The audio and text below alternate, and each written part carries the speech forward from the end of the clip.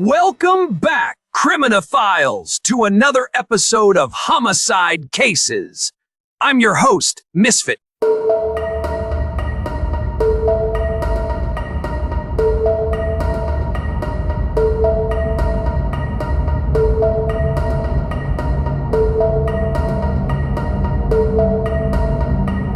I'm Benjamin Atkins, an American serial killer who took the lives of 11 women. Forensic Criminology and Urban Pathology, a comprehensive analysis of the Benjamin Atkins spree. The annals of American serial homicide are often categorized by the psychological profiles of the offenders or the demographic commonalities of the victims. However, the case of Benjamin Atkins, also known as the Highland Park Strangler, demands a more multifaceted analytical framework. Operating within a tightly compressed window of 8 months between December 1991 and August 1992, his actions represent a singular intersection of individual psychopathology, extreme urban decay, and the systemic failure of social and legal institutions. To understand the Atkins spree is to examine the collapse of the industrial Midwest and the specific failures created by the withdrawal of economic infrastructure from predominantly African American urban centers. Biographical origins and developmental trauma. The trajectory of Benjamin Atkins is a case study in the cyclical nature of trauma and the failure of protective child welfare systems. Born on August 26, 1968 in Detroit, Michigan, Atkins was the younger of two sons born into an environment of severe substance abuse and domestic instability. His parents were both documented as struggling with drug addiction and alcoholism, a condition that fundamentally impaired the primary caregiving environment from his earliest infancy. The departure of his father shortly after his birth removed any potential for paternal stability, leaving Atkins in a household where the mother, who was a lady of the night to support her addiction, frequently exposed the child to the visceral realities of that commercial trade. The psychological impact of these early exposures cannot be overstated.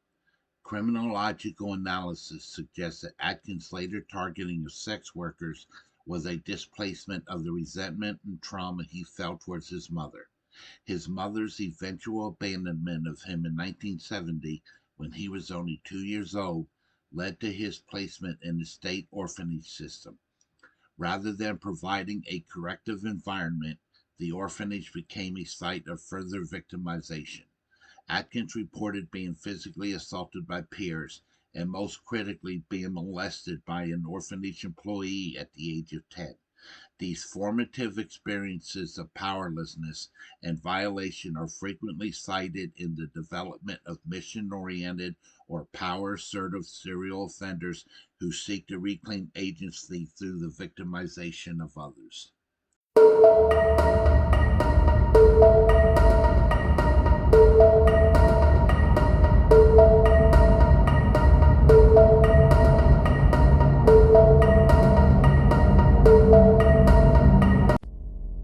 The socioeconomic landscape of Highland Park and Detroit, 1980 through 1992. To analyze the Atkins spree without considering the economic collapse of Highland Park is to ignore the primary facilitator of his crimes. Highland Park, an enclave within the city of Detroit, was once a thriving industrial hub. However, by the late 1980s, the city was in the throes of a catastrophic downturn. The departure of the automotive industry was the primary catalyst. Ford Motor Company had sold its Highland Park plant in the early 1980s, and the most significant blow came between 1991 and 1993 when Chrysler Corporation moved its world headquarters to Auburn Hills. This move resulted in the dislocation of 6,000 jobs and the loss of nearly 25% of the city's tax base and 50% of its annual budget. The resulting fiscal crisis led to the systemic withdrawal of city services, including a reduction in police manpower and the inability to maintain infrastructure. The physical manifestation of this decline was a landscape of thousands of abandoned structures, houses, apartments, and commercial buildings that became the hunting ground for Benjamin Atkins. The geography of the homicides was focused on a mile-and-a-half stretch of Woodward Avenue, a corridor that had transitioned from a grand thoroughfare to a site of illicit economies. The abundance of derelict properties such as the former Longfellow nursing home and the Monterey Hotel provided Atkins with an architectural cloak. These buildings were no longer under active surveillance by property owners or the state, allowing Atkins to lure his victim into kill zones where their cries would not be heard or their bodies would remain undiscovered for months. Victimology and the mechanics of the spree. Benjamin Atkins is frequently cited by the FBI as America's fastest serial offender because of the extreme frequency of his homicides.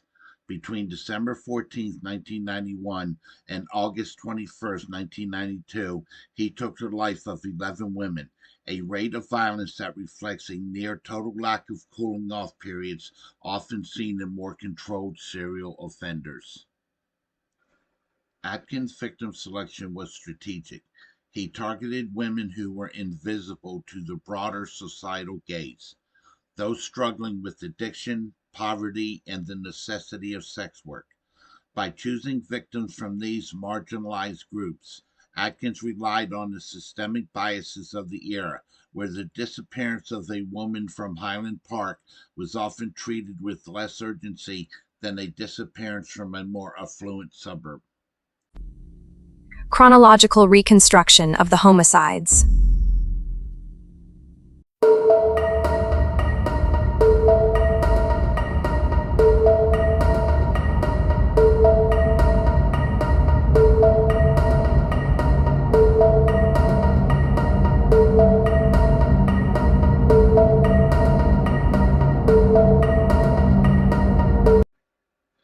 The discovery of 3 bodies on February 17, 1992, at the Monterey Hotel was a pivotal moment in the investigation.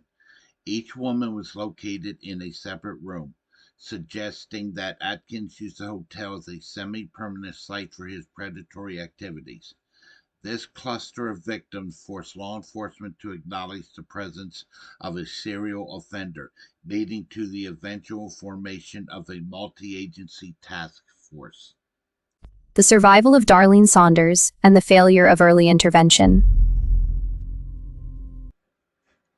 Darlene Saunders, age 35, stands as the only known individual to survive an attack by Atkins during his primary spree. Her encounter in October 1991 followed the typical MO.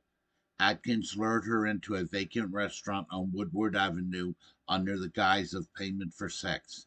Once inside, he forced her onto a bed of broken glass and trash and attempted to strangle her.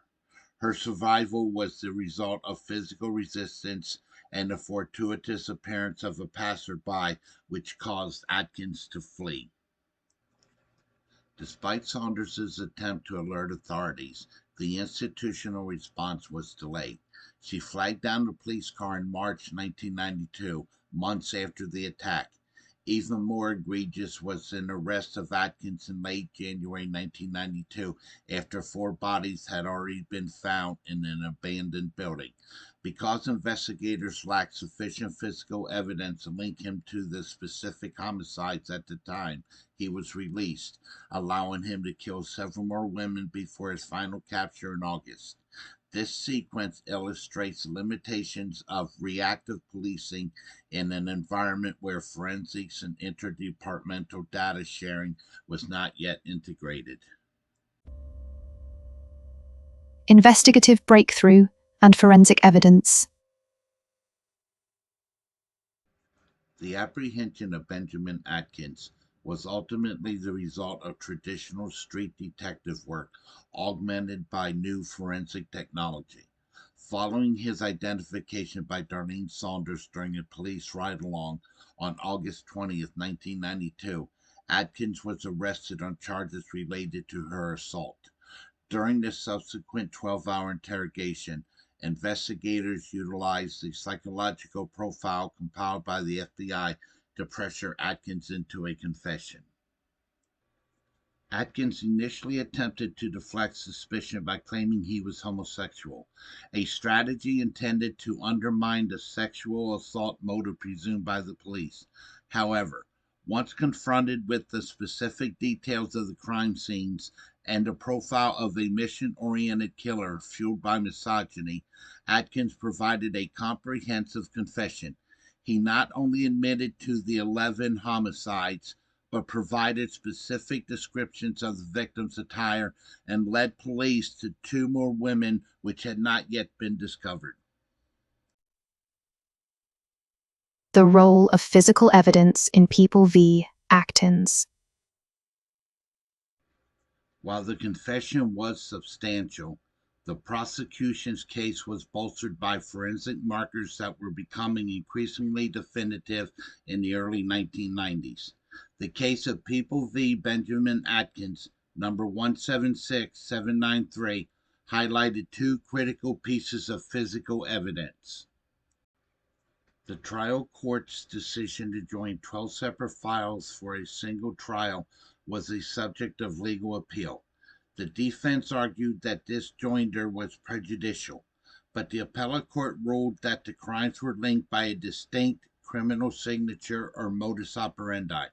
Under Michigan Rule of Evidence, MRE 404, subsection B, the court found that even if the cases had been tried separately, evidence of the other crimes would have been admissible to show a common scheme or plan. Institutional politics and the Paul Lindsay controversy. The capture of Benjamin Atkins was not without internal conflict within the Federal Bureau of Investigation. Special Agent Paul Lindsay played a central role in spearheading the investigation and received a $600 incentive award from FBI Director William Sessions for his work on a case in 1992. However, the professional triumph was followed by a contentious legal and bureaucratic battle. Lindsay authored a novel titled Witness to the Truth, which provided a thinly veiled and often accurately critical look at the FBI's internal bureaucracy. The Bureau responded by threatening to terminate Lindsay for insubordination, claiming he violated policy regarding outside income. This backlash highlighted a recurring theme in high-profile serial killer investigations: the tension between the street-level agents who secure captures and the administrative brass who prioritize institutional image and procedure. The controversy surrounding Lindsay's book served as a public airing of the agency's internal fissures during a period when the FBI was attempting to modernize its approach to serial violent crimes. Scientific evolution. The 2024 identification of the Monterey Jane Doe. For 32 years, one of the victims found at the Monterey Hotel on February 17, 1992, remained unidentified. She was the third body located in that specific building, alongside Valerie Chalk and Juanita Hardy. This lack of identity served as a haunting reminder of the disposability of Atkinson's targets in the eyes of the early 1990s social structure. In 2024, a significant breakthrough occurred through the use of forensic genealogy. The organization Identifiers International utilized advanced DNA sequencing and genealogical databases searching to finally link the remains to a family tree. Although her identity was confirmed, her family exercised their right to keep her name withheld from the public record. This modern resolution underscores the shift from the paper cases of the 1990s to the technologically driven cold case investigations of the 21st century, ensuring that even the most marginalized victims are eventually recognized.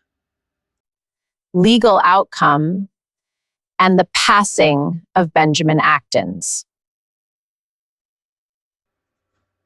The judicial proceedings against Atkins concluded in April 1994.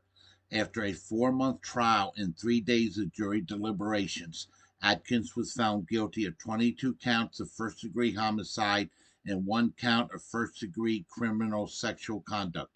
On May 11, 1994, he was sentenced to multiple life terms without the possibility of parole. Atkins' life in the Michigan Department of Corrections was brief.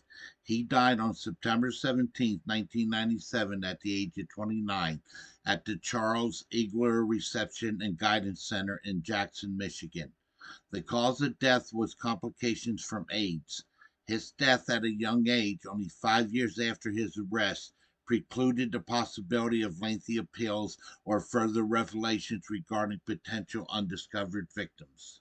Criminological profile, the fastest killer in a dying city. The Benjamin Atkins case is more than a narrative of serial homicide. It is a structural critique of the late 20th century American city. The speed with which Atkins operated was facilitated by a physical and social environment that had essentially given up on the Woodward corridor. The abandonment of thousands of buildings provided the primary tool for his crimes, while the socio-economic desperation of his victims provided the opportunity.